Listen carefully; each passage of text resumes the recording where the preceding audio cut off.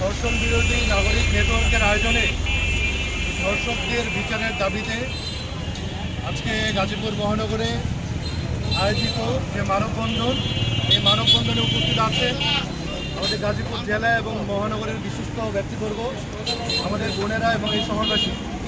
আজকে আমাদের এখানে প্লে কার্ড নিয়ে দাঁড়াতে হয়েছে, কারণ আমরা দেখতে পাচ্ছি শিশু রামিসা সহ অসংখ্য মেয়ে শিশু এই ধর্ষণের শিকার হচ্ছে। পাশাপাশি খুবই ন্যক্কারজনক ছেলে শিশুরাও ধর্ষণের শিকার হচ্ছে, যেটি প্রকাশ্যে আসছে না। এই ধর্ষণ কাণ্ড বাড়ছে এজন্যে কারণ ধর্ষকদের বিচার হচ্ছে না।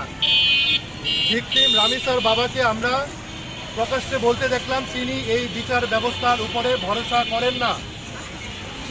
প্রধানমন্ত্রী এবং স্বরাষ্ট্রমন্ত্রী রামিসার বাসায় গিয়েছেন, কিন্তু প্রত্যন্ত অঞ্চলে যে কন্যা শিশুরা ধর্ষণের শিকার হয় তাদের বাসায় প্রধানমন্ত্রী বা স্বরাষ্ট্রমন্ত্রী বা ডিসি বা এমপিরা উপস্থিত হন না। আজকে হয়তো রামিসার পরিবার এই ধর্ষণের বিচার পাবে, কিন্তু আমরা জানি এর আগে সুবর্ণগ্রামের মতো চড়ে যে গৃহবধূ ধর্ষণের শিকার হয়েছিল রাজনৈতিক কর্মীদের দ্বারা, এবং বাংলাদেশের আনাচে কানাচে পোশাক শ্রমিক, গৃহবধূ, পথচারী আমাদের নারীরা ধর্ষণের শিকার হচ্ছে, সেগুলোর বিচার এই রাষ্ট্র করতে পারছে না। আমরা কি দেখতে পাচ্ছি?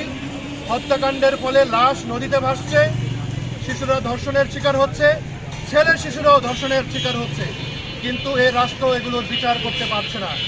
এই অথর্ব সালাউদ্দিন নামের আন্তর্জাতিক সংবিধান বিশেষজ্ঞ সংবিধান নিয়ে পড়ে আছে যে এদেশের মানুষেরা যখন ভিকটিমে পরিণত হচ্ছে, হত্যাকাণ্ডের শিকার হচ্ছে, তখন তার বিচার না করে তিনি কিভাবে জনগণের সাথে প্রতারণা করবেন সেই দিকে মত্ত আছে। তার কাছে জুলাই সংস্কারের কোনো মূল্য নাই, বিচার প্রত্যাশী মানুষের কোনো মূল্য নাই, তিনি বাগাড়ম্বর করছেন।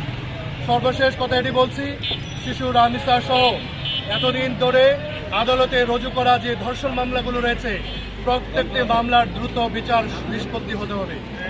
এবং আমরা দাবি জানাই, নারী শিশু নির্যাতন দমন আইন নামের যে আইনটি রয়েছে, যার ফাঁকফোকর গলে এই ধর্ষকরা বেরিয়ে যায়, সেই আইনটির আশু সংস্কার করতে হবে।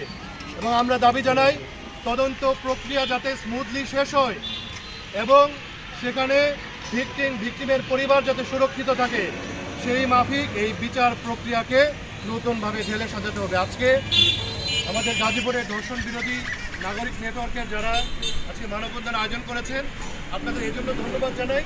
আপনাদের মাধ্যমে এই শহরবাসী আরও বেশি সোচ্চার হবে এবং আমরা গাজীপুরের এই মানুষের মাধ্যমে